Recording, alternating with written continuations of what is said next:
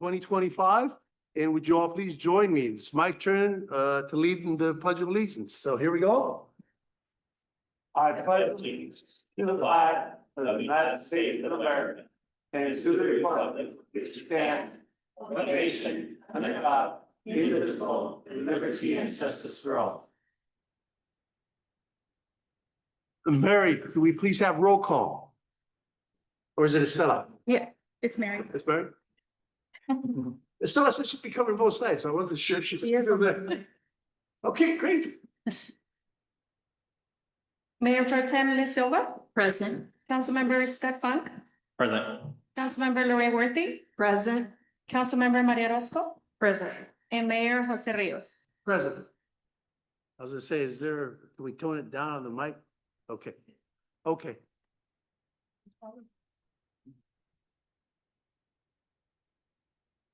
All right, so next is presentations, and the first presentation is consider approval of and present proclamation 2025-02, a proclamation of the city of Gonzales, of the city council of the city of Gonzales, proclaiming May as Poppy Month. Do I have a motion for approval? So moved. Second. Moved and second, all those in favor, please signify by saying aye. Aye. Carmen, is there anything that we need to do beyond that? Yeah, we have concept presentation. Great, sorry. That's okay.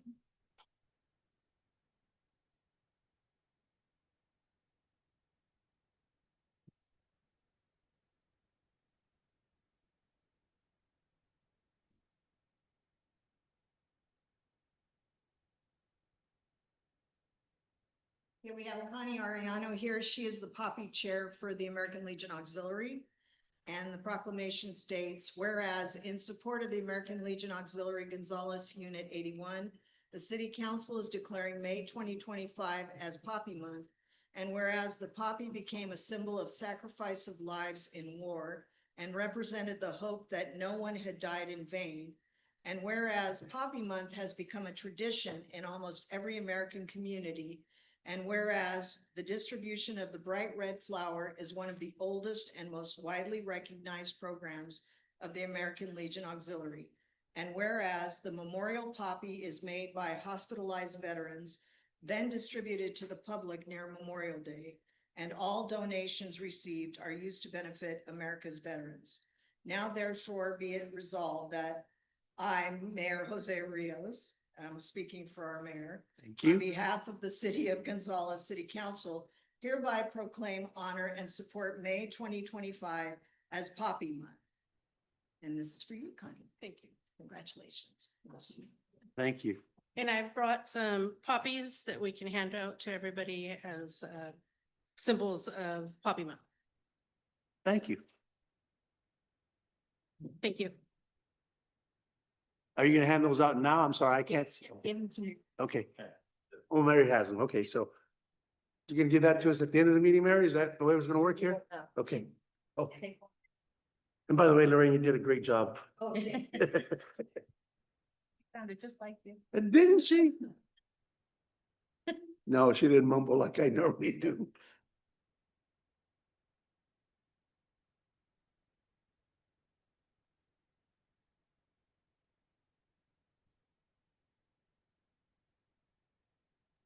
Okay.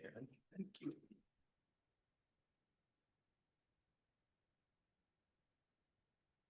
Sorry, big clumsy hands. Okay.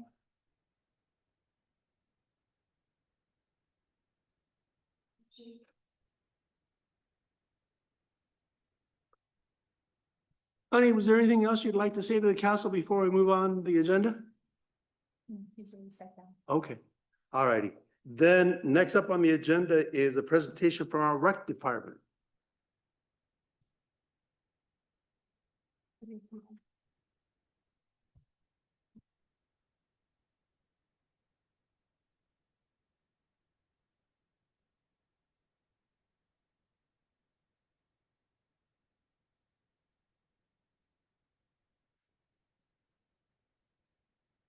Good evening, everyone. My name is Jessica Olmedo, and I am here with my colleagues Isabel Navarro and Julie Douglas to discuss some of the updates in regards to the Recreation and Community Engagement Department, as well as to talk about some of the upcoming events we have planned for the remainder of 2025.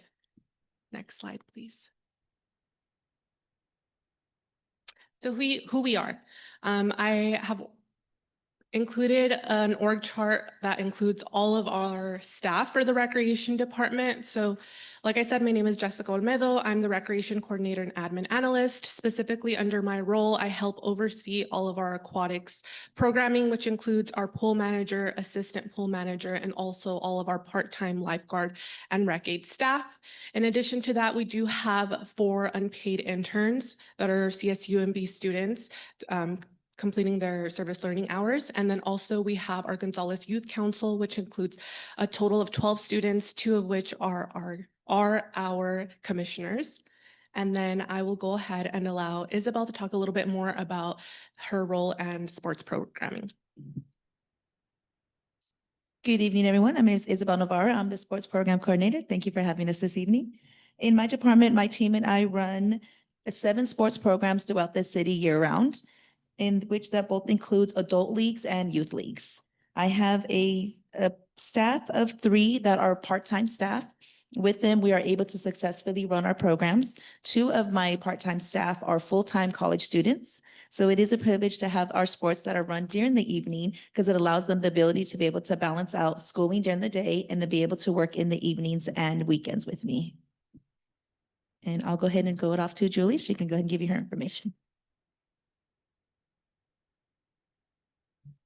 Good evening. My name is Julie Douglas, and I'm the Youth Program Coordinator. I oversee Kid Power After School Program and Camp. Under my programs, I oversee 7 Kid Power staff, of which 5 are Gonzales residents and 5 of which are full-time college students. Our 7 Kid Power staff continue into summer camp, along with 4 others returning from college to make 11 summer staff. Having these job opportunities helps our young adults grow in our community. Next slide, please. Kid Power. Kid Power started off with the ground running in January. Kid Power averages about 30 children each month. We strive on following a structured curriculum designed to support the academic growth and enrichment. My team and I assist the children with their homework daily. This is where Kid Power has the opportunity to give children one-on-one instruction, unlike other after-school programs, which are overpopulated and understaffed. This is also why parents are willing to pay the fee to enroll their students. We have been working the past few months to get the children ready for state testing, but also help them continue to strive in their grade levels to make sure that they get where they need to be by the end of the school year. Along with being able to give one-on-one attention at times, we are also able to communicate with teachers and parents to figure out how to help a child who is struggling. In March, when they had a parent-teacher conference, a dad came to us and said, "Thank you so much to you and your staff, Julie. You guys have helped my son advance in reading and catch up to his grade level. I don't know what I would do without Kid Power." We were even lucky enough to host an unpaid intern from CSUMB who was also able to give our kids one-on-one attention. Kid Power is not just all about academics. We of course offer lots of fun for the kids. We do STEM activities such as going to the garden and picking flowers and using the petals, turning them into paint. We have fun Fridays where we play team building games, have a movie day, arts and crafts, lots of fun STEM activities, and so much more.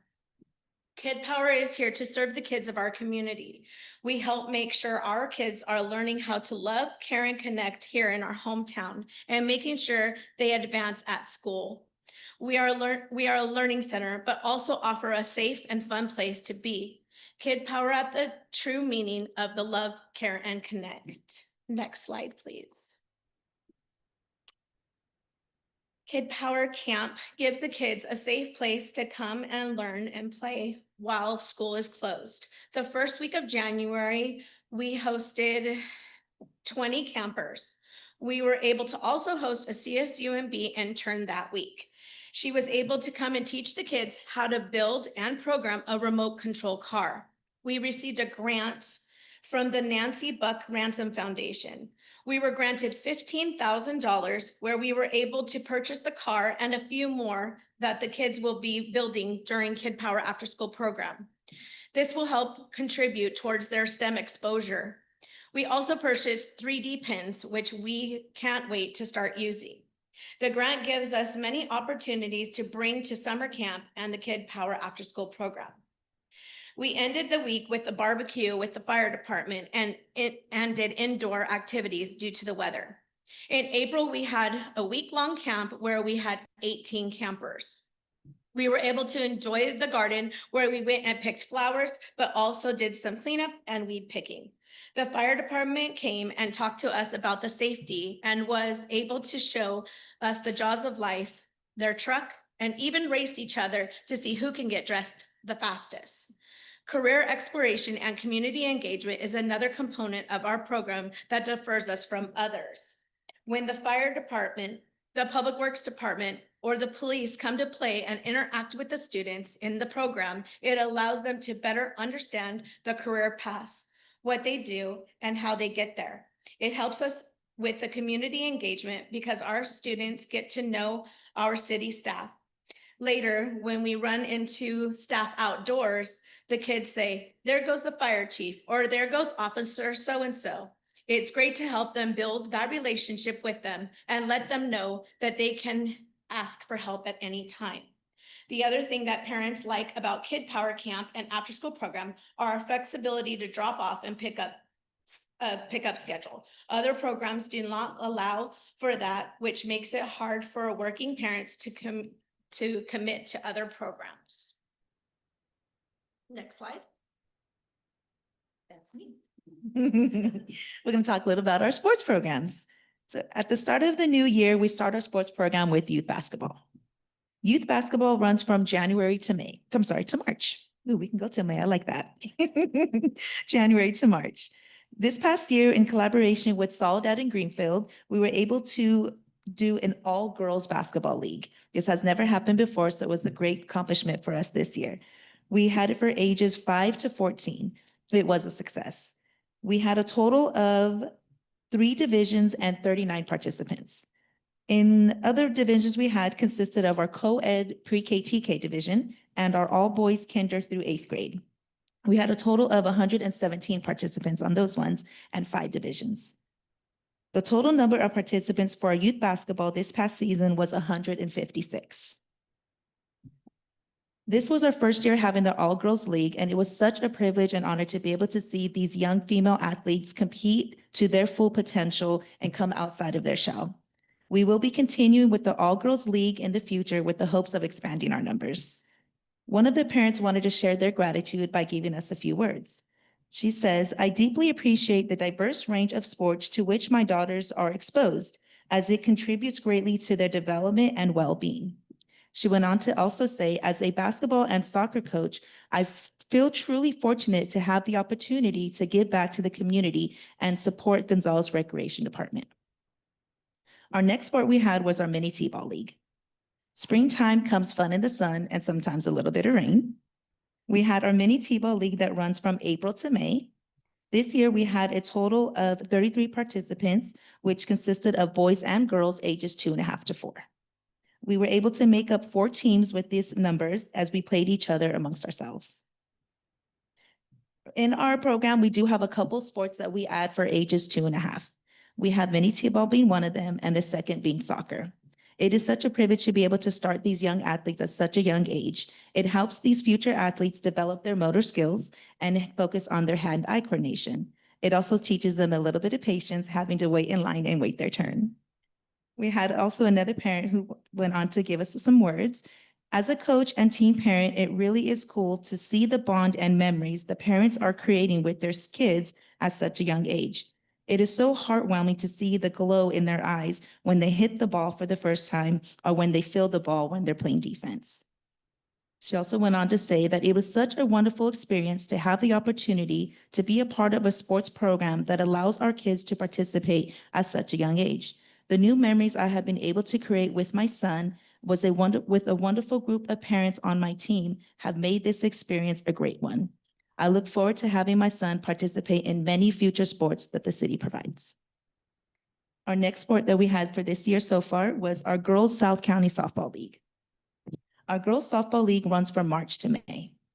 Our Girls Softball League is in collaboration with our nearby South County cities, Soledad, Greenfield, and King City.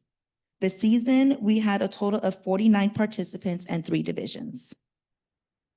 Softball is one of my favorite sports, although basketball is my number one. Softball is truly one of the sports that takes a lot of dedication and effort, not only from the players, but from the coaches. With a minimum of 2 practices a week in the evenings, rain or shine, hopefully not too much rain, and even wind and cold, we still go out there and participate. The girls go out, give up their time and energy to master their skills. It does take a special type of person to be able to coach softball, and we are fortunate enough to in the city of Gonzales to have those coaches.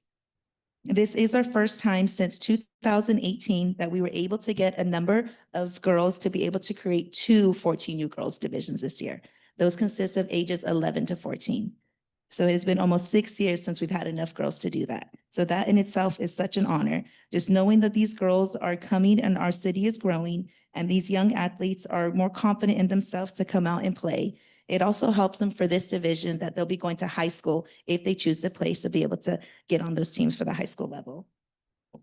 We did also have a parent say, my daughter has had the opportunity to feel more confident by playing softball. She has improved her softball skills and built new friendships. She says, I love the fact that the selection of sports is available for our youth in our community. I truly appreciate the city for bringing these sports to our children.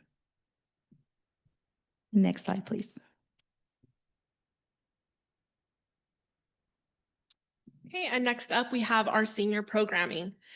I would just like to highlight the amazing partnership we have had with the Monterey County Health Department and also Salinas Valley Health or the Taylor Farms Clinic that have been able to give us or provide us with the space to host these senior classes, as well as the Gonzales Adult School. So it all began as an initiative last year with the Alliance on Aging and the Monterey County Health Department as they explored ways to bring additional senior programming to Gonzales. And through the Healthy Brain Initiative, which the overall goal is to help prevent dementia and enhance the brain function and well-being of our senior communities, they were able to bring classes such as art, cooking demos, and chair yoga and wreath making classes. Since the beginning of January, we have had a total of 18 classes, although just to note, the initiative did begin May of last year. And also to know June of 2025, which is next month, will be the ending of this initiative. However, we continue to meet with the Monterey County Health Department to find additional funds and grants to continue bringing this type of programming to Gonzales. And I also want to highlight that I continue hearing from community members about the amazing classes that are currently being hosted in Gonzales, and also particularly the chair yoga. I've heard very positive reactions about that. So like I said, I continue to meet with the Monterey County Health Department almost like once a month, just to continue to find ways to seek funding for these types of programming. Next slide, please. So next up, I have the Gonzales Youth Council. The Gonzales Youth Council has participated in various different types of activities in order to expand their leadership and also career development. Some of these activities include leadership labs, one of which was actually hosted here at the Chambers at the beginning of the year. And some of the topics that were discussed during the leadership lab included resume building as well as mock interviews. For some of these students, this was their first time really getting an understanding of what even goes on a resume, because some of them don't have any actual job experience because they're either like sophomores or juniors. They really get a better understanding of the types of certification and also extracurricular activities that they can implement into their resume. Same thing goes for mock interviews. A lot of them had never participated in an actual interview or didn't really understand the types of questions that get asked in interviews. So this was really a good first-hand experience for them. We also gave them time to work on their action projects, which I'm sure you've heard from the youth commissioners themselves about, which includes the education project and also the tenants' right project. They also seeked interest in Adulting 101. And so they actually went on to host their own Adulting 101 to their Gonzales youth peers. Some of the topics that they talked about was credit scores, budgeting. Because a lot of them are seniors and going off to college, they wanted to get a better understanding of how it is that they should better manage their money when they move on to college. And then I also want to highlight the amazing partnership we've had with the community center. Also, Patrick and the auto construction team and Harrison Associates that have allowed the students to be in the space and really get a better understanding of what it takes to build a community center, specifically the Teen Innovation Center. So they've been able to participate in immersions, some of which took place during the summer, some of which took place after school. They also participated in sit tests. And really, it was a great experience to see them voice their opinion. So the first time that they hosted the sit test, it took place in the police department, and they couldn't really figure out which furniture they wanted to move forward with. So they ended up asking for an additional sit test. And so they ended up having another one take place in the actual Teen Innovation Center. And that's where they were able to conclude their decision. Most recently, they were able to participate in the Dryad Milestone that took place also at the site of the community center. And again, during the immersions, they were able to really interact with the staff on site and understand not only the process of building the Teen Innovation Center, but also their careers and the paths that got them to where they are now. And then lastly, they have collaborated with various organizations. Most recently, they are currently working on hosting their South County Youth Summit, and that's in collaboration with the Youth Council from Soledad and Greenfield. They're planning on having various workshops and resource fairs that are chosen by the youth for the youth. And then they also collaborated with the Gonzales Unified School District to promote essentially a video where the students come out and they help seek the new staff that will come into Gonzales Unified School District. And this was an effort through their education project.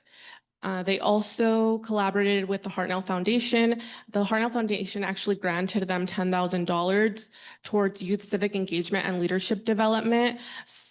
Some of which will go towards their youth summit, and then the remaining amount will also help support either myself or Cindy, my co-advisor's role and time with the GYC. Next slide, please.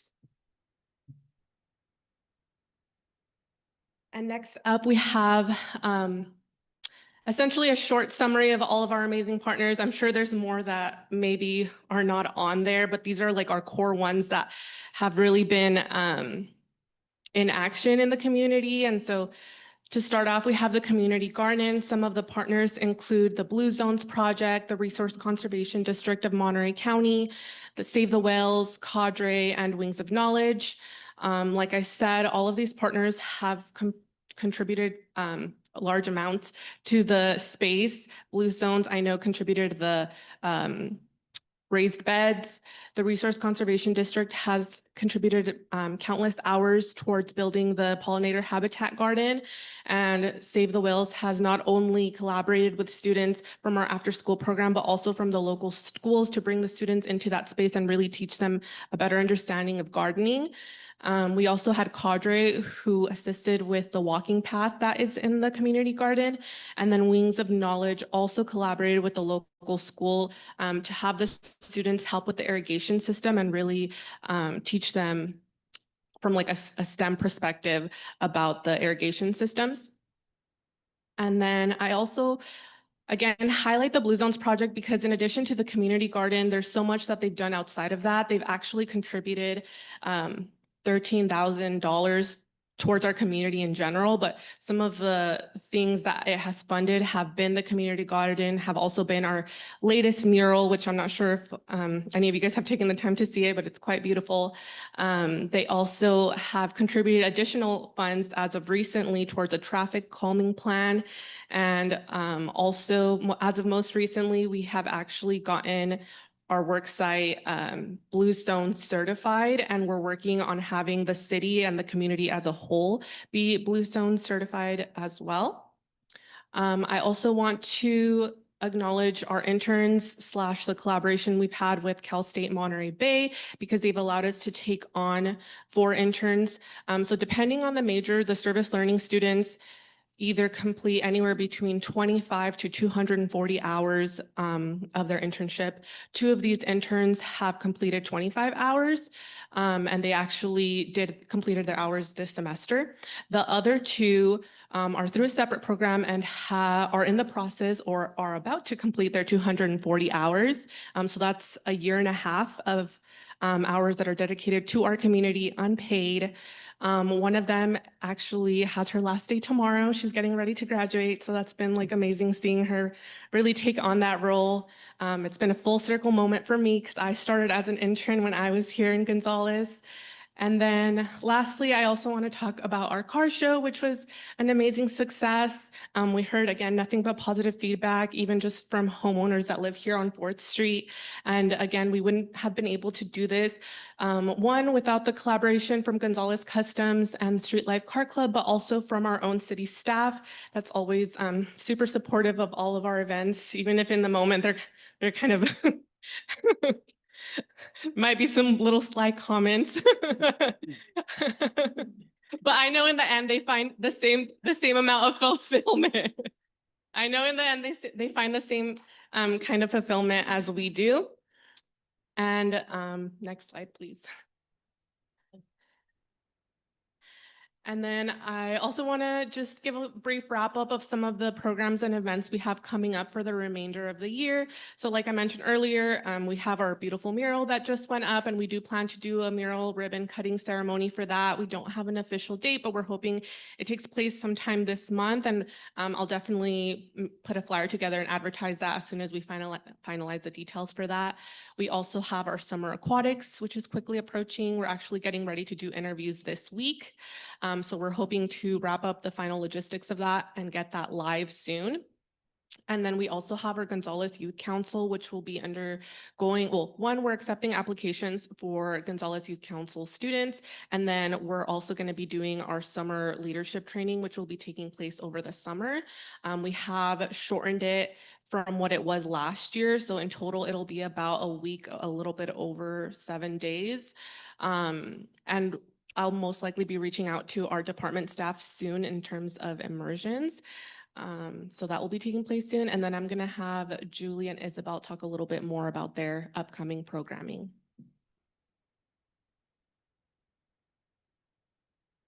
For the Gonzales Summer Camp, we will actually start registrations May 16th. And the first day of camp will start June 16th. Like I said, it's a 7-week process. Our last day of summer camp will be August 1st. But then we will have also fall and winter camp at the end of this year. And then we will also, of course, in August 11th, we will reopen Kid Power After School program. So we will continue to help our children throughout the year. And then also the Fall Festival will be in the last Saturday of October, and Holiday Lights will be the first Saturday in December. For the sports we have this summer, we are starting our youth flag football. Along with that, we have our adult co-ed softball league that will also run at the same time. Once our summer programs are over, we'll be going into the next school year, and we'll be starting with our youth soccer league, which will start end of August, beginning of September. After that, we will go into our adult co-ed volleyball league that will start in November and end in December, just before the break.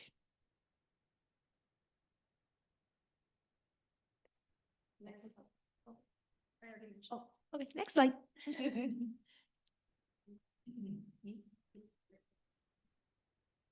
Yeah, so here we just have basically an overall breakdown in terms of numbers. for all of our programming and also our most recent event, which is the car show. And this is in terms of attendance / registration numbers. In total, we have about 1,170 people of all ages and backgrounds that are registered and participate in our recreation programming. And I'll allow Isabel and Julie to have some closing remarks. So like Jessica said, this is just a little recap of what our city provides and what it does to our community. Each part of our program does something in some way. It brings children to us, it brings adults out, it helps the students that are in school, it brings communities together with our car shows. So this is just a little bit of a cap of why we're here and what we do and how much it means to us. So along with our staff that we do have, it also takes a village with our volunteers. So especially for sports. So for our sports, our programs cannot be possible without the volunteers. We can only do so much. For any given sport, we have a minimum of 8 volunteer coaches to 30 volunteer coaches.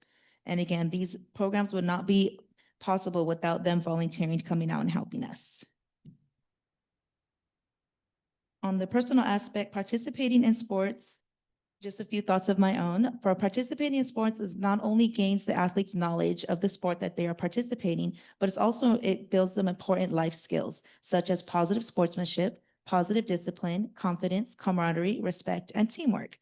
Another benefit of playing sports is the health aspect. Playing sports helps students and athletes mentally, physically, and socially. One of our goals for the city of Gonzales is to promote healthy lifestyles, and being able to participate in sports can provide that. The Gonzales Rec Sports has such a positive impact on our community that I have actually had students and participants who started in our programs at age 2.5 and have aged out, but have left with the confidence to be able to continue to play sports in high school. We also have some of those students who also are playing in our adult co-ed leagues as well, a couple of them being my own children. I've also had participants who have played in the past who went on to not only be athletes in school, but also come out to be officials for our sports.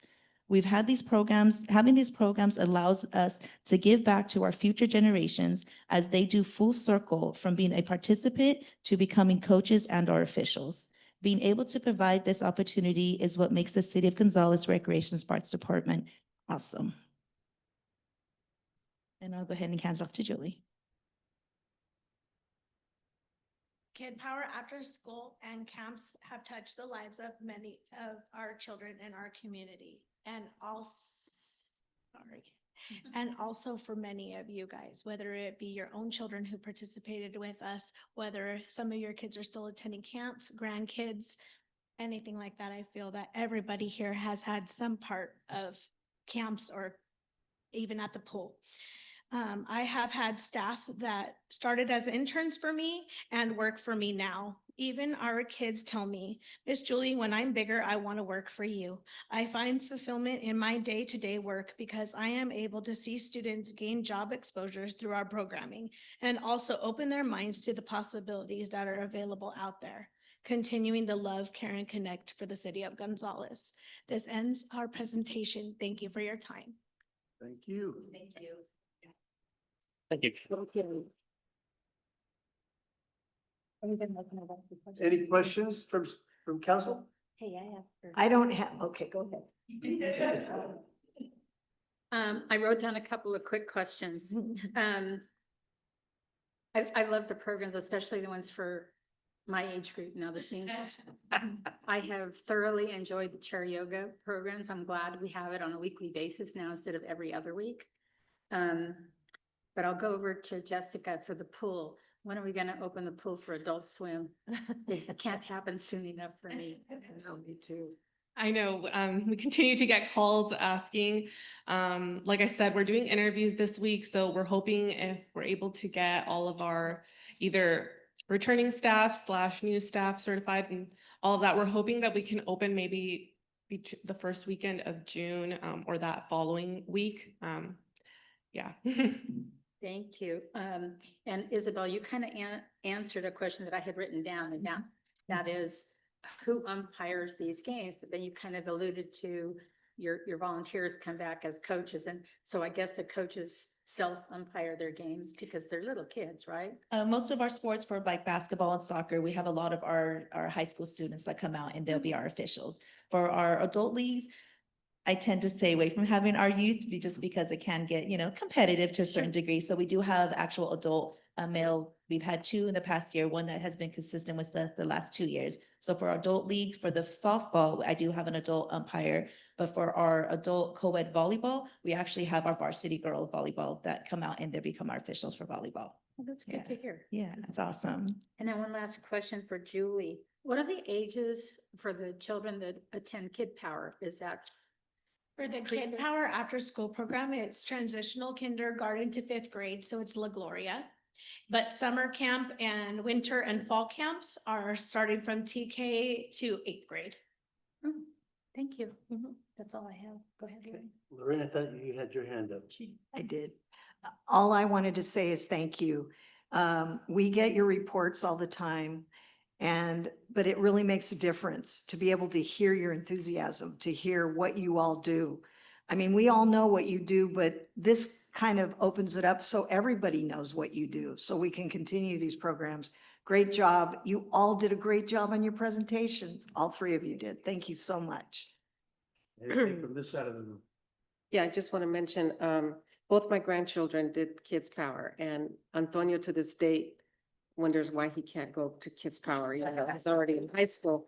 But Julie, you did amazing work with him, and we truly appreciate all the work. He remembers you fondly and has nothing but great things about Kid Power. Thank you. Thank you. All right, Ms. Funk, nothing? Okay, thank you very much. Great job. All right, moving on. Presentation from, excuse me, no. Comments from the public. Any member of the public may address the council for a period not to exceed 3 minutes on any subject not on the agenda. The council will listen to all communications, but will take no action and make no comments. Anybody? Anybody? Yes.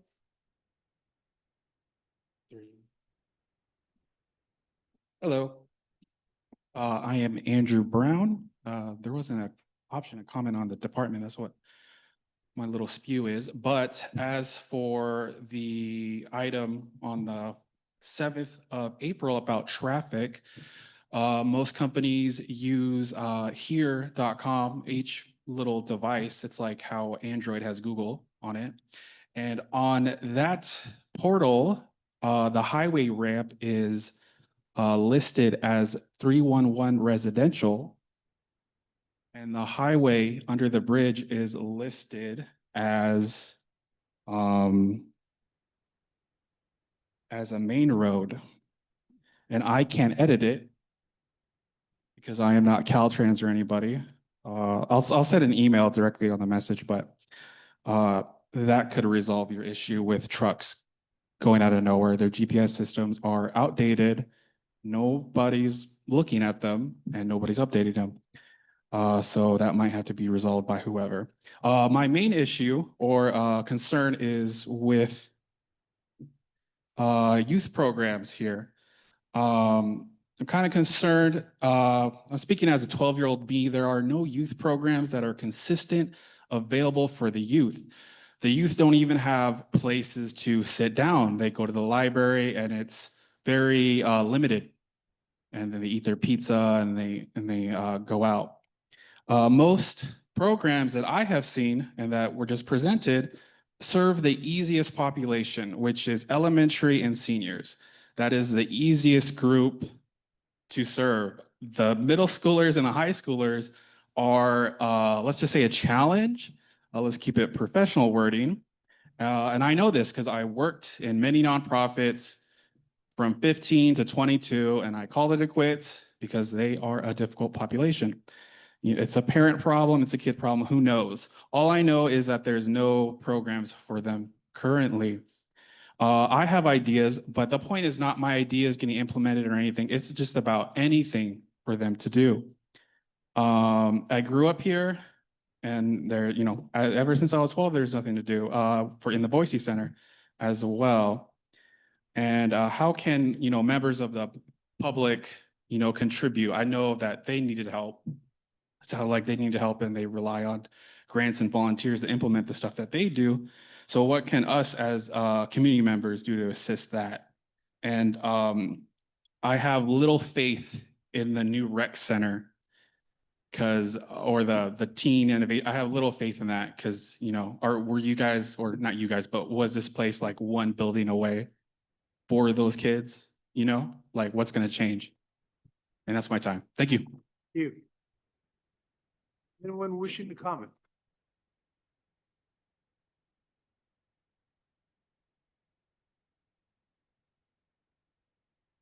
Roman Barber. Reason I haven't been coming, because your police department put a bad taste on my mouth, I'm sure you guys all heard. I want to talk about the Cinco de Mayo out here, because I didn't go to the facilities, but I had some neighbors that lived there call me and told me that there was a lot of drinking going on in the streets there, and there was no police around. So I just wondered, they asked me to bring it up, so I wanted to see what was going on. So they actually showed me some pictures of people walking around with cans and stuff, drinking.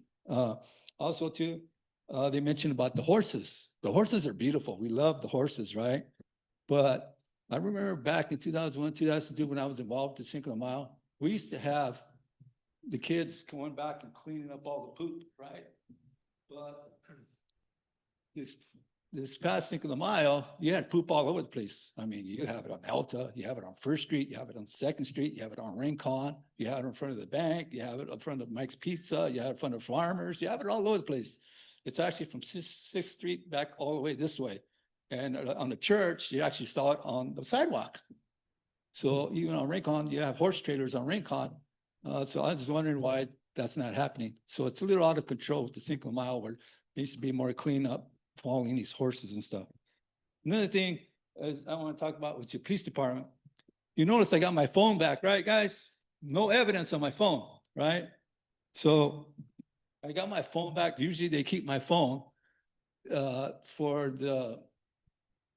these guys' trial over here, right? But they gave it to me earlier because there's no evidence on it. And the search warrant that they did on my house is to take my phone. It's not to go and search my phone. They said I had a second search warrant to go through my phone, but they don't have a second search warrant.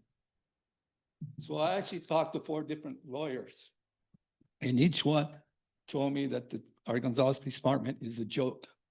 They had bad things to say about our police department. And I'm sitting there. And I actually wasn't going for a lawsuit. They told me I had a lawsuit. I was the only one going over to find out if I could get my phone back and how I was gonna.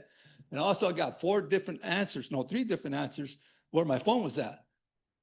Guess what? We pinged our phone. The lawyers pinged my phone to let me know where my phone was at. So I had some really bad answers from the police department here, where my phone was at. So they lied where my phone was at. So your police department going around talking to people that had issues with the police department that are suing the city or have sued the city. I talked to a lot of them because they want us to combine them, right? But they didn't have any good things to say about our police department. I just wanted to get it off my chest. Thank you. Thank you.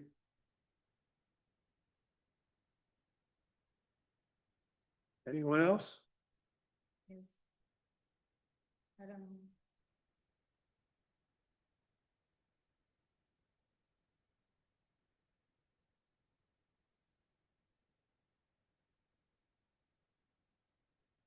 Okay, my name is Santiago, and I live in here in Gonzales, for 465 Venice Way. I live in next to the park. So I have a problem for like a lot of years, but it's in a park. So it's too many children, playing, and they hit my house all the time. Hit with little balls, the big ones, and it broke my window one time. So I called the police, sometimes I call the police, so they can do nothing. So I come to the city, right there to the office, and asking for help. They told me only I need to pay for something for my packet. So, but it's not my park. It's in a community park. So it come, many times full papers. So 3 days ago, I called the police again, and explained. So I hit my house, again. So I don't know, so you need to do something or you need to, or need help me for this problem? Because it's all the time.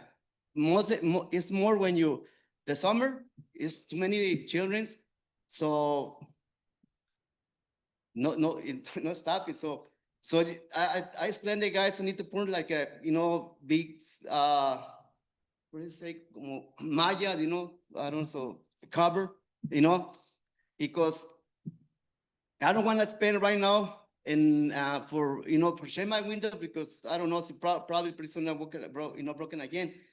I pay my house, so because I had a lot of cracks because it's not concrete, it's like it's hit in the cracks. So I don't know. So the police told me last time when you come, he say come to the city council and explain my problem. Or I don't see you can help it for you can help this problem, please. Thank you. Okay. Okay. Oh, yeah. Do you want Carmen next? Carmen? Yeah, I was just gonna say, we can't respond right now, but we can follow up with you later. And Entonces, okay, no respond today, but you podemos agarrar tu número de teléfono and then podemos contactar. Okay. Mary, can you get his?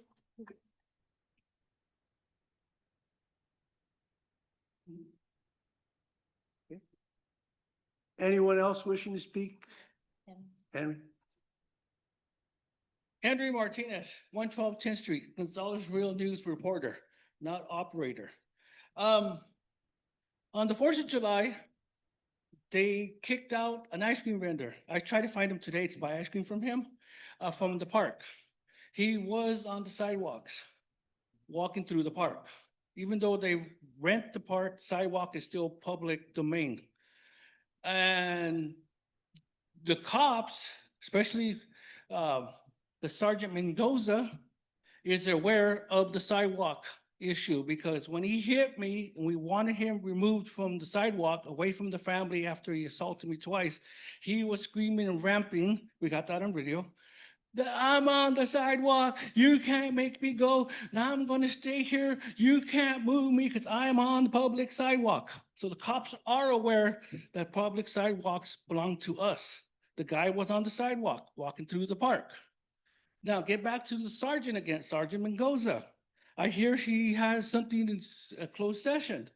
If it's medical, why he's still working? Gonzalez New wants to know. Second of all, if he's suing because he probably lost his license to fly the drone and he wants a reimbursement for the drone, remember, he broke the law if he lost the drone license. And he's not entitled to any reimbursements from the city because my understanding, he paid $5,000 to $10,000 out of his own pocket.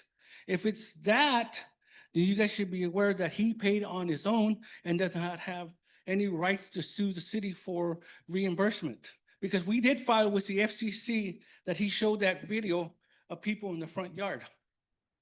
We filed that. And just wanted to make sure that if you guys are talking about his drone reimbursement, that he did break the law. We did file it with the FCC. Other than that, I have no more questions about that. Okay? Just to clarify, you said 4th of July? Did you mean 4th of July? Because that still hasn't happened. No. But last year, before you guys showed the drone once No. before. You said that you were here to speak about the. Yeah, the Paletero, sorry. Yesterday, Cinco de Mayo. I just want to make sure that the record's clear. that Yeah, sorry. you meant 5th. Yeah, Cinco de Cinco de Mayo, he was escorted off the grounds because he was on this cross X, which is community property. This is not the events property. I have nothing against the events, but they need to know that even the Gonzales PD know the sidewalk belongs to us. Because he was ramping and raving. You guys want to see that video? They have a copy of it. He can show you it because they went through my phone. I hope they had a search warrant. Thank you, Mr. Martinez. Is there anyone else from the public wishing to make a comment? Okay.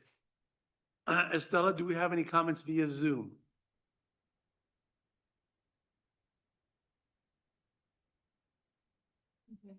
Okay. No comments? Thank you. Any comments via email? Thank you. All right, moving on. We'll close the public comment period and bring it over back up to the council. If you've all had an opportunity to review the consent agenda, any questions, please note them now. And if not, I'll entertain a motion. Question. Okay, we have a question here for Councilwoman Silva. Councilwoman Silva, excuse me. Just for clarification on consent item number 12. The Public Works Department Activity Report. With regards to the two things that are mentioned in there, about a water main and about the damaged traffic signal. Does the city receive any reimbursement for damages done by those types of incidents? Yes, we pursue reimbursement. We pursue it, but do we get it? Well, so it's kind of a multi-department Mhm. effort that I know police submits.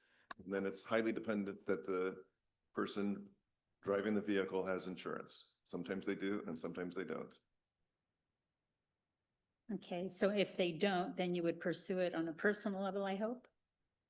So We file, and I'm actually working on that one, a claim against the insurance, but if they're unlicensed and don't have insurance and sometimes there's no way to collect, depending on who the driver is.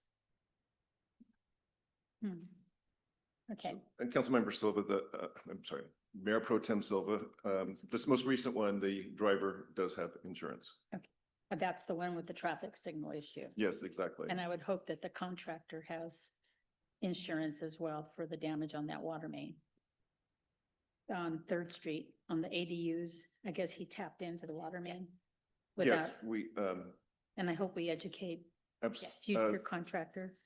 sternly, seriously, not making light of it. Yes, absolutely. Good to hear. Yes, To hear. Thank you. absolutely. I have nothing more. Thank you. Okay, anyone else?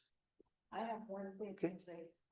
Mine is item number 13, which is the fireworks permits. I just wondered, have you continued with the committee on that? We have not reconvened the committee. We're still in close discussions with the folks who sell the fireworks, but we are also going to be doing a presentation to council in the next meeting or so. Okay. First week of June is what we're talking about. So all about our enforcement efforts going forward. Great. Thank you. That's all I. And I thought I heard something on this side. Was it- I was checking to see, on the firework permits, usually they enclose a letter of some sort requesting a permit, and I didn't see a request from the applicants, but it could be that they usually would send a letter to request, Waiver? yeah, and kind of a little bit about what they use their funds for. Would be nice. There's a request written into the staff report. I think it's actually the last sentence before the sign off that Oh, they're I see. requesting a waiver of the business license tax because they're a nonprofit status, and that the council could be as gracious as to let that $65 or $80 just still go towards their mission instead of to the city. So, I'm also, without administrative assistance, so I'm not, I'm taking this kind of from scratch. If the Very good. council would like to see more, I think last year they came in afterwards to kind of share what Yeah. they got in revenue and Yeah. what that funding was gonna go. That would be towards. nice. So I'm sure they'd be willing to do that again, if that's something that you're interested. Kind of similar to what the Measure K applicants Yeah. do. Thank All right, I'm still looking for a motion. Mr. Mayor, I move that we approve consent agenda as presented. Second. A motion and a second. All those in favor, please signify by saying aye. Aye. Opposed? She carries. All right, moving on. We had to the regular agenda. We have an update on calming policies, traffic calming policies, excuse me. Mr. Dobbins, I'm assuming Yes. that is your, Yep. Mayor Rios, council members. This report is in follow-up to a presentation that staff made at your February 18th council meeting regarding staff's efforts to develop a traffic calming policy. The city doesn't have a traffic calming policy, and that would support staff's review of residents' requests to address speeding vehicles and other inappropriate driver behavior on city streets. To that end, and it's in your packets, staff requested a proposal from TL Engineering to develop the traffic calming policy. And the scope, which is outlined briefly in the staff report, is would compile examples of traffic calming policy, Caltrans traffic manual, and other nearby cities. And this information would be used to develop a list of traffic calming measures relevant to Gonzales. The consultant would then prepare a draft calming policy for our review, and staff would present that draft calming policy at an upcoming city council meeting for input and comments. And then, of course, the last item is they'd finalize that traffic calming policy based on city comments. The traffic calming measures are expected to fall into 4 different categories. First one is traffic signing, pavement markings, and physical devices such as the speed feedback sign we have on North Alta for southbound cars entering the city. And just to say, yes, it was out of commission for a couple of months because we had to send the unit for repair, and it was reinstalled a couple of weeks ago. I think it's very effective when I come into town and see the cars slowing down, pumping their brakes, things of that nature. The second one is physical modifications such as roundabouts. The third one is roadway narrowing such as intersection bulb outs. And basically the point of that is to decrease the pavement space for the area that the pedestrian has to walk to cross the street. That's why we install bulb outs. And then the last one is vertical elements such as speed humps and speed cushions to slow cars down. We expect to present a draft calming policy at your June 2nd council meeting. And I need to give a shout out to Kendra Howell of the Blue Zones Project for providing the $11,000 grant for preparation to cover the cost of preparing this traffic calming policy. That concludes my brief presentation. Ready for questions and any comments? Green? Yeah. Then me. Okay.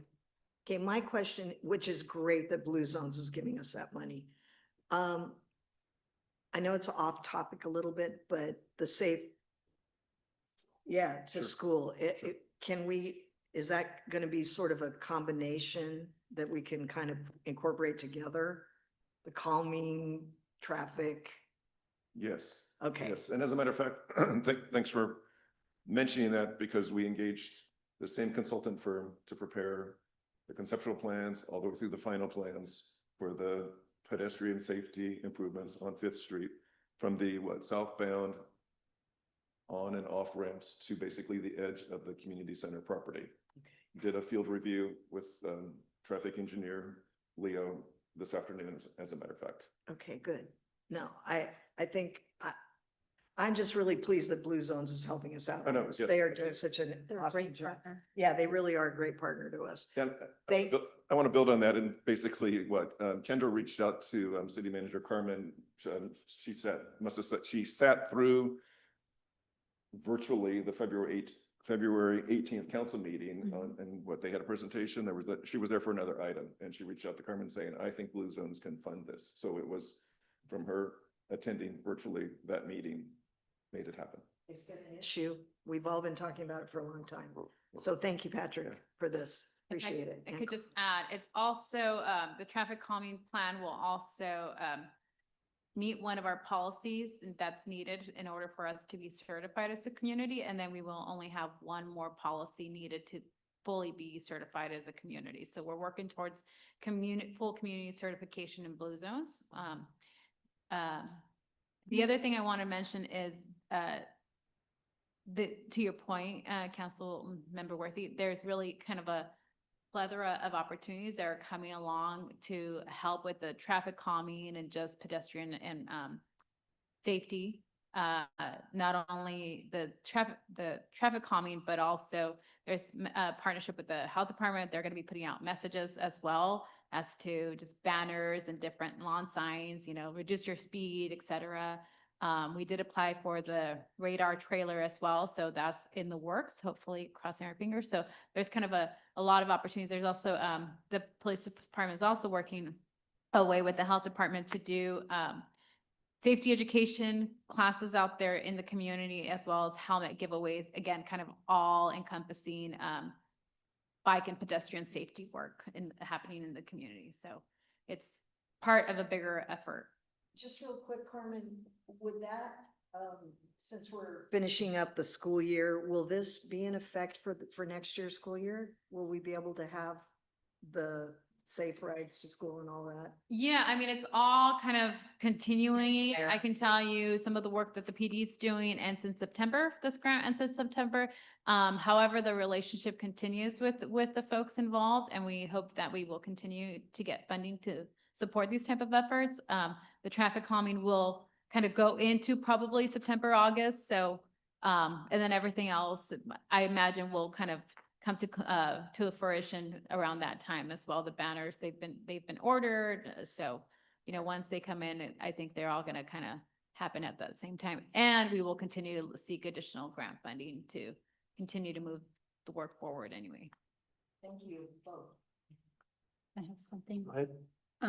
With regards to the calming, I know that's like a word that, you know, it would make a person feel like, okay, things are gonna be calm. And so it has happened on occasion. It doesn't happen all the time, but I have seen it several times. And that is, people who are probably running a little late to work, or they just want to get the heck out of Dodge. They use our left turn lane on Alta Major as their personal passing lane. That does not instill any calmness in anyone. I realize our PD cannot be there 24/7. I don't know what the solution would be, but it scares me. I'm thinking they're gonna hit somebody, either a pedestrian or another car. And it's gonna lead to a huge tragedy. I don't know how we can encourage the drivers. Again, these are people that probably don't live here. I don't know if they do or not. I don't recognize the cars. And they're usually a muscle type of car. They're not like a little old Honda Civic or anything. So how do we address that? My reaction is that's a enforcement. And I don't know I'd have to defer to Chief Wise, what is the path or process to basically get a license plate? Maybe we should park at least the facade of a car or something right there by Caraccioli's and only because, I see it on occasion. I don't see it every time, but it's very frustrating and it scares me. I'm sure my blood pressure goes up when I see it. And I can't call it in because by the time I call it in as a non-emergency, that's a whole nother story. But by the time I call it in, those people are gone. They're either, Chular if they're heading north or they're at work and I don't know where everybody works. So, I like the whole thing about the calming. I like it. I like the idea about it. It has been a long time coming.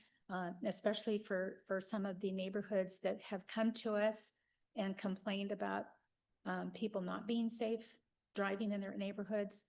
The bulb outs, the jury's still out for me. But I understand that this is a safety measure. I'm not a real big fan about speed bumps, but I know that in Salinas, they've used the speed humps like over in the Hartnell neighborhoods over there. They've used them and they seem to be working. I'm concerned that they are going to be a hindrance to our first responders. But outside of that, I think it will be something that will be acceptable to our community once they're implemented. And I too thank Blue Zones for their involvement in this. That's all I have. Thank you. Okay.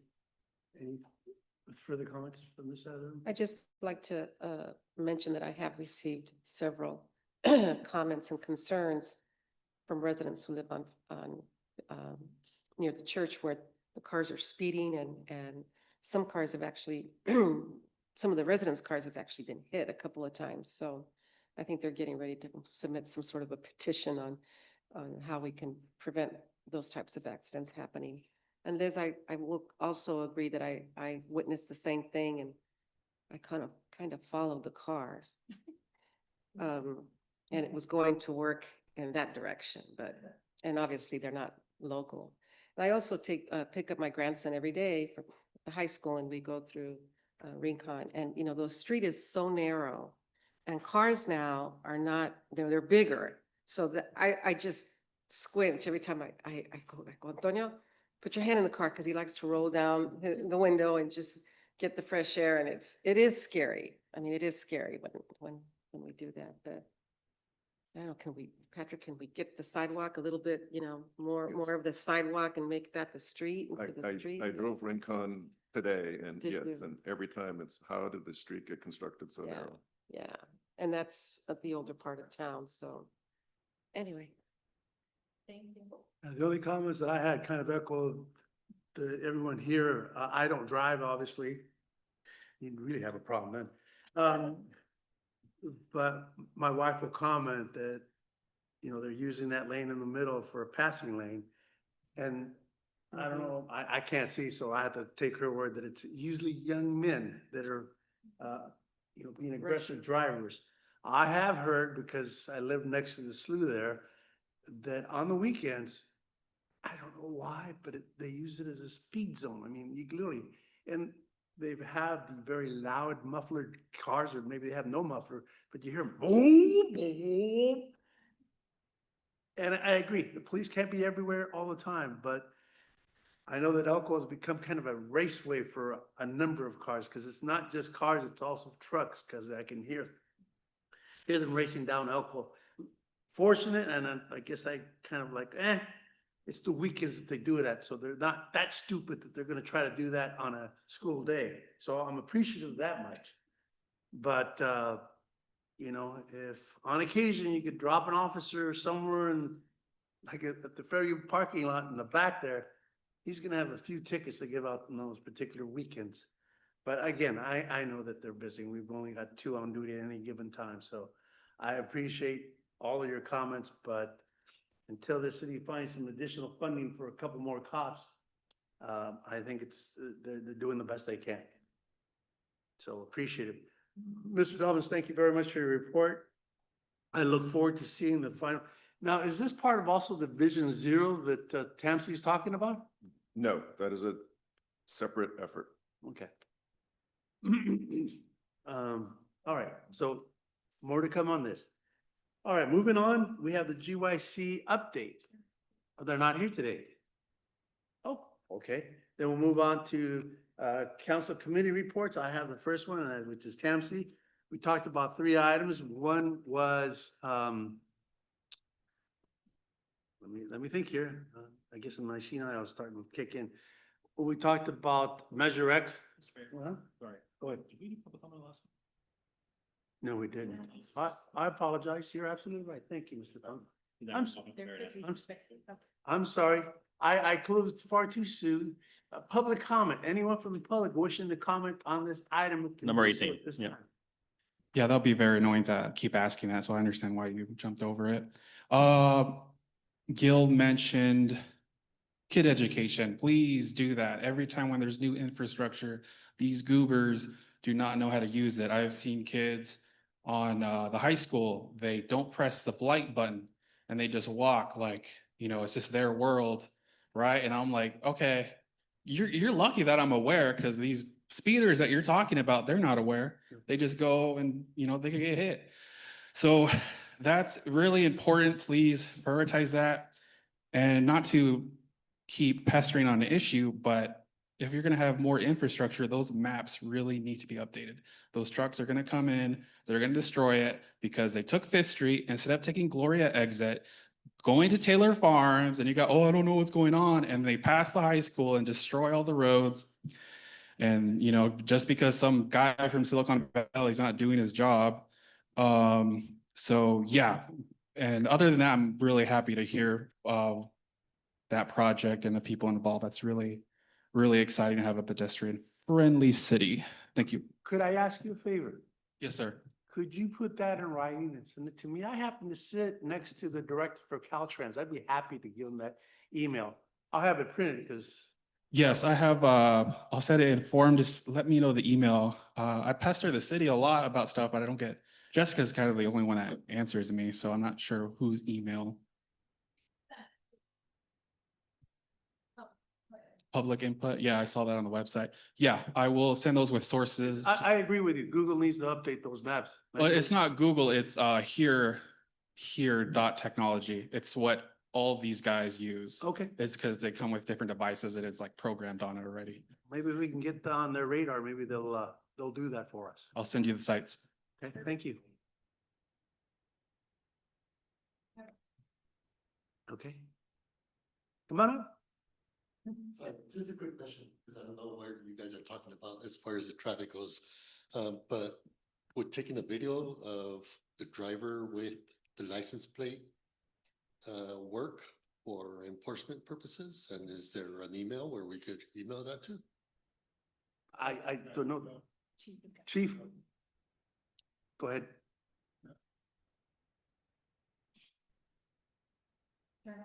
Turn on the mic, sir, please. Okay, and where is this area?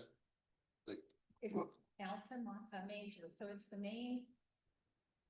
the main? It's the main road coming, it used to be 101 when I was a little girl. And now it's got the 3 lanes, basically. It's got your southbound, your northbound, and the left turn lane in the middle. It's a left turn lane that they've been using as a passing lane. Either way, it's when they're coming late to work or when they're leaving, going home. You just never know who's gonna do it first. Awesome. Good to know. Thank you. Any other comments? No. No? Do we have any comments via Zoom? Okay. Any comments via email? Okay, then we'll go ahead and close the public comment period. We'll bring it back to council. And is there any further discussion? Okay, then we'll go ahead and move on to the GYC, but they are not here. So now we'll move to the committee reports. Tamsi, we discussed the Measure X. Well, actually, the first thing we discussed was our legislative update from our lobbyist. Lots of discussion on carbon credits. Not really sure I totally understand that, but that is quite a battle that's brewing at the state level as to what, how much, and et cetera. So we'll see where that ends up at. We got an update from the Measure X committee, and it sounds like we're right where we should be as far as our expenditures and where everything is properly going to the proper channels. And then we heard about Vision Zero, and I thought that was also a calming process. And I believe City of Salinas has already developed their own Vision Zero. Do you know anything about that, Mr. Dawes? I know the city of Salinas and the city of Monterey, and I think there's a third city that either have prepared or are in the process. And so TAMC got grant funding to prepare Vision Zero plans for the rest of the cities in the county and the county of Monterey. I attended a kickoff meeting for the Salinas Valley cities 3 or so weeks ago. It was in Greenfield, and I know they have a public meeting coming up here in the community room at the police station, and I'm pretty sure I have the date as to May 14th. Yes. Can you provide a little bit of background on Vision Zero? Well, so I mean, yeah, let's see. I have not studied Vision Zero. I know it's, we're rolling up our sleeves, going to be working with TAMC to get one prepared for Gonzales. Yes, it's, it extends or continues the effort around pedestrian safety. That's the goal is, 0 deaths. Correct. That's what the Vision Zero stands for, is 0 deaths from traffic. A very ambitious goal. Unfortunately, there's far too many deaths caused by vehicles. Yeah, Mayor, that meeting is at the police department on Wednesday, May 14th, from 5:30 PM to 7 PM. So if any of you have a chance, I'd strongly suggest you participate. And just, sorry to interject, but That's right. we received flyers from TMC staff on Friday, and those will be going out via social media Great. and any day. So, are they out? Okay. The mayor's committee, we had an in Soledad and lots of discussion, you know, beyond the committee reports, lots of discussion on a proposal by Senator Weiner out of San Francisco, I believe. And then I guess he had support from Senator Laird regarding transportation agencies in the Bay Area that they can now do what they want with their properties. We're gonna write a letter of opposition because we feel that cities spend an awful lot of money on their housing elements, their general plans. And essentially what this bill would do would allow these transportation agencies, and I'm talking folks like BART and the larger transportation agencies that have this land available to them, that they could build a commercial center where it really should be held for residential or vice versa. So we're saying, no. You know, here you are putting out all these laws, and then what are cities doing, spending all this money on general plans and housing elements when you're taking that right away from us? I mean, how's that gonna affect us in the future? And we don't think it is the proper way of doing things. We feel that there's enough protocols and places in the system that should have checks and balances. And that should include everybody, regardless of who they are. And part of it is, my understanding is that Senator Weiner is trying to help with their funding process. A lot of these larger transportation agencies are hurting for money. And so since it had the land, maybe they can sell it, create a commercial complex. I don't know. It's something that I don't think we as a small little community like this will ever have to worry about, because unless BART comes down here, which I cannot see it happening in my lifetime, I don't know. We can have that someone. Anyway, that's my report. And next is Salinas Valley Solid Waste Authority. That would be me. And just to report that we are coming right along, and our next meeting will be Thursday, May 15th, here in our council chambers at 6 p.m. Not a lot of things on the agenda. We will be having our strategic planning session in August. We do go dark in July. No, we're Thursday the 15th. That's Wednesday the 14th. Okay. Next is oral communications. Lorraine, would you be so kind as to start? I just want to thank Gonzalez Fire. I had a 911 incident with my mom, and the guys showed up as usual within 5 to 10 minutes, which I greatly appreciate. It turned out okay, but I'm just always so grateful at how professional they are, how kind they are. My mom loves it when they come. It's hilarious. She just, oh, good, the fire guys are here. She just loves the fire guys. So anyway, fortunately, we didn't have to go to the hospital or anything, so they were able to check her heart, and I really appreciate it. The EMTs came shortly after, and again, great job. They're always A+. So thank you. Priscilla. Thank you. As I reported at the last meeting, there was supposed to be a ribbon cutting for the renovation at our football stadium. It was scheduled for this Friday, May 9th. It has been postponed due to AP testing at the high school through the 14th. So I think they want the students to be focused on their studies right now. So don't have the new date yet, but whenever I do, I will let everybody know. Also, to remind everybody, the Salinas Valley Fair is coming up May 15th to the 18th in King City. I hope some of you will get down there and encourage our young people who take their projects for either 4-H or FFA. They work really hard to get them down there, and I hope everybody goes down to support their efforts. I will be helping with mock interviews. I think we mentioned something about mock interviews earlier when the rec department was here reporting. I will be helping Gonzales High School on Monday, May 19th. There were some opportunities, so I volunteered. and I'm looking forward to that.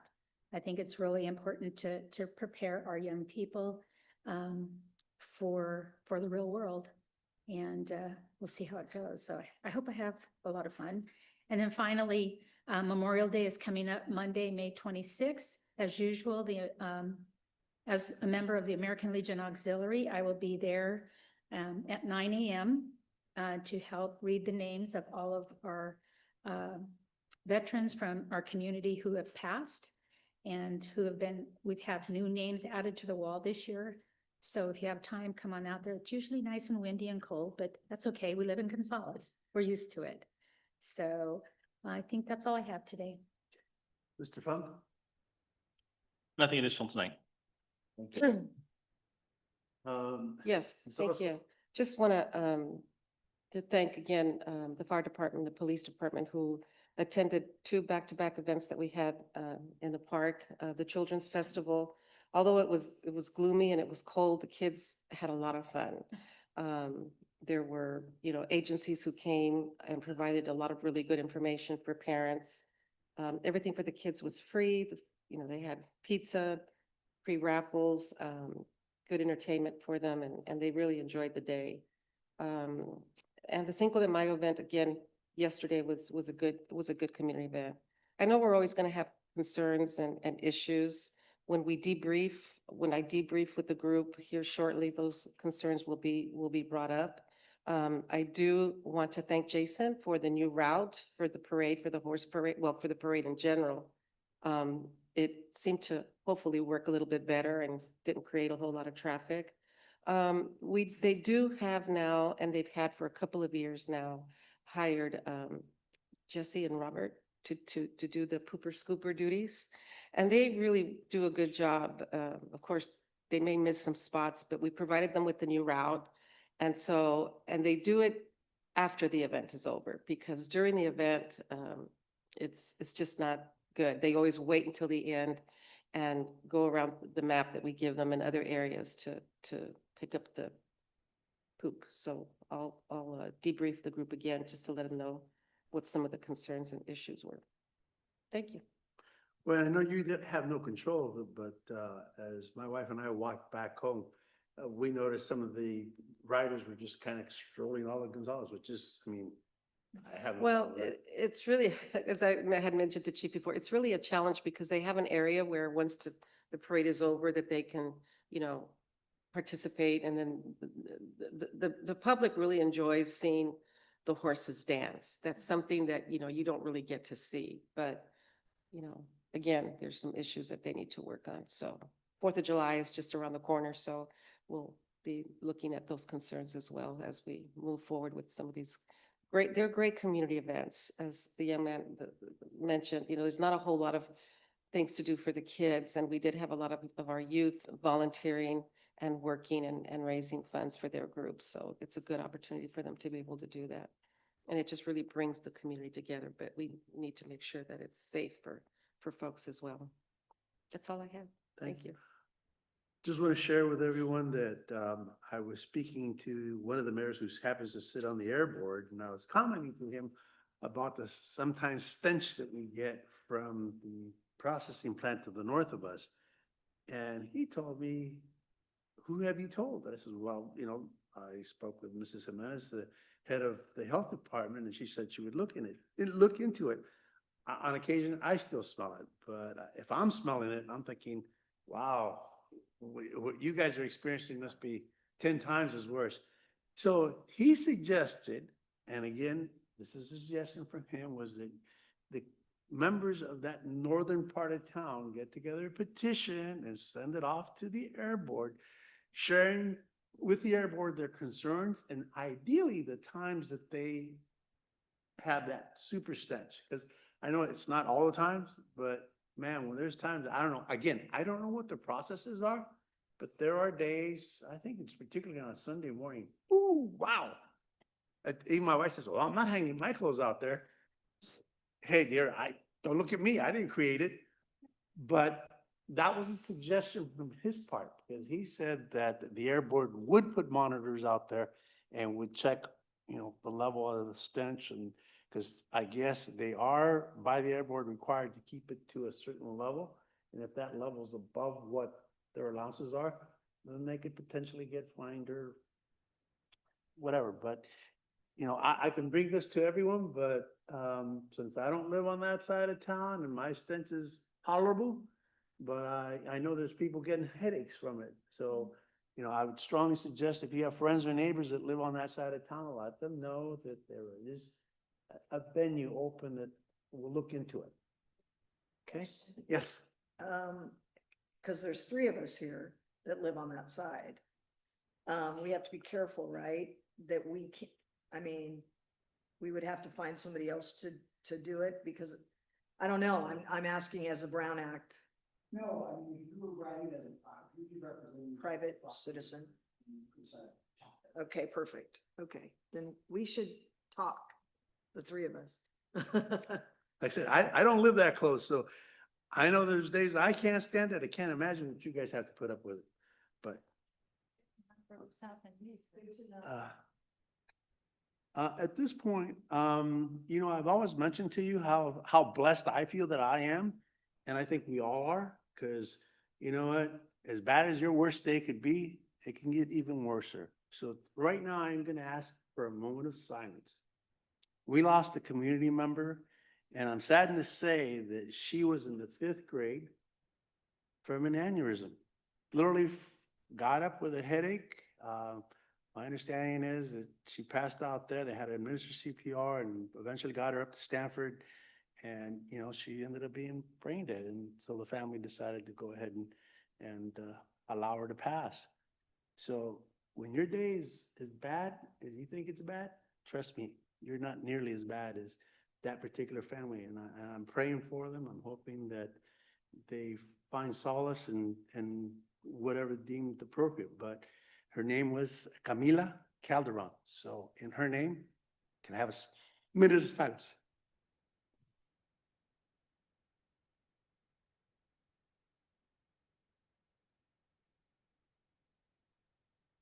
Thank you.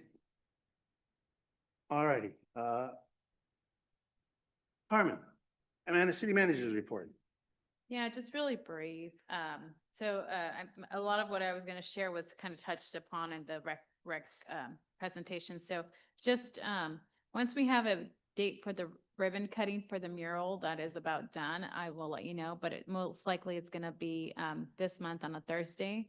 So about 3 o'clock or so. So I'll give you guys the date once I have that. And then just did want to give you the heads up that yes, we are working now that we are that close to certification by Blue Zones for our community. You will be seeing one of the other policies that's outstanding, which is about around tobacco. And once we have that, we're pretty much there. So we'll go ahead and do that so that we can have a community celebration regarding being a Blue Zone certified, the first in South County for sure. But I think Salinas is the only other one that's Blue Zone certified as of today. So that'll be good for us. Just DYC applications are open. And the last thing I have, if you haven't seen it, the Gonzalez Community Center bricks. If you want to put your name on one or honor somebody on one, we are taking those currently, and the prices vary. So more information could be received at City Hall or through social media, our Facebook page that they'll tell you exactly what the price range are and the sizes of the different pavers. That's all I have. Where could they actually go? Somebody asked me that. They're going in the courtyard. So they are actually going to go designed in the middle of the concrete in the courtyard. I think Patrick. Well, building on that, the walkway within the courtyard, there's bands of where these pavers will go. And I have 2 updates. One is the 5th Street truck ban at the last council meeting. Mayor Rios, you asked for a schedule. By the end of this month, I'm pushing to get that out to bid. We'll break the project into 2 bid schedules, the work on US 101, and then the second bid schedule will be work on city streets. And basically after that, it's a 5-month process. issue it for bid 30 days, award it at a council meeting, execute the contract, kick off the construction contract, and then basically we're allowing 6 weeks to procure materials and then 6 weeks to build it. So that takes us pretty much up till sometime in November. The other update quickly is just the roof repair on the fire station is scheduled for Monday, May 19th. That's by SSB Construction. City Manager Carmen secured the funding for that through Supervisor Chris Lopez's office. And all we've got to do is remove the barbecue pit and the vent or the stack, the hood to the roof, and we'll be sealing that hole as part of this effort. That's all I've got. Great, thank you. One more, actually, I just was reminded by that. May 13th should be on your calendars. It's a day where the county considers the funding for the fire truck. So Chief Musio and I will be sure, and Tabin will be sure to be on, but if anybody else wants to, make sure you get your comments either to the board or to any specific supervisor. They are making the final decision whether to approve that funding is allocated to us or not. 13th, at the board meeting.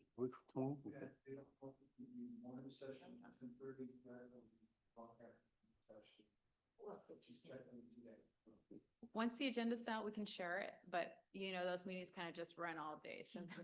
Yeah. So it depends on, but. Just a quick comment. I'd like to suggest that we do the ribbon cutting 3:30 and on, and only the reason is that kids do get out at 3:15, and might give parents a chance to go pick them up or bring them, and it'd be nice to get as many people there as possible. Oh, that's true. I apologize. You're absolutely right. So I get confirmation that the mural is fully complete, doing all the additional things that he needs to do to it, and then align dates also with the owners of the building so that they can make sure that they're present as well. Will the And- muralist be there as well? Yes, he is, yes. Okay. Actually, I mean, I've shared this along the way, but he's been very content and surprised by the comments he's received. He said our community and given he's got murals in Soledad and in Salinas, this community, he said, has really given him the most feedback. Everybody's so welcoming and happy, and he's had nothing but positive remarks, and is surprised at the amount of folks that stop by and talk to him while he's out there. So I was surprised to hear that, just because, I mean, Salinas, he's he's in downtown, and so I figure, but he's fallen in love with Gonzalez as well, so it's a good thing. All right. Anything else for the good of the order? Nope. Okay, then we're gonna go into closed sessions. And Michael, would you be so kind as to read that so we get it properly in the record? Sure, we have item number 3, which is the closed session, use of government code section 54996 for the council to confer with its real property negotiator concerning assessor's parcel number 020-041-016-000. We have item 24, which is the council will recess to closed session pursuant to government code section 54956.9A. Confer with its attorney regarding pending litigation. In this case, it is a claim. It's the workers' comp claim of Juan Mendoza. And then we have item number 25, which is the city council will recess to closed session pursuant to government code section 54956.9 to confer with its attorney regarding pending litigation, which has been initiated formally. That is the case of Duran versus City of Gonzales. Okay. And at this moment, anyone from the public wishing to comment on any of these items may do so at this time. They all left? Okay. Do we have anyone on Zoom? Any comments via email? Okay, then we'll go ahead and close the public comment period and bring it back to council and clear the council chambers, please. Thank you all for being here.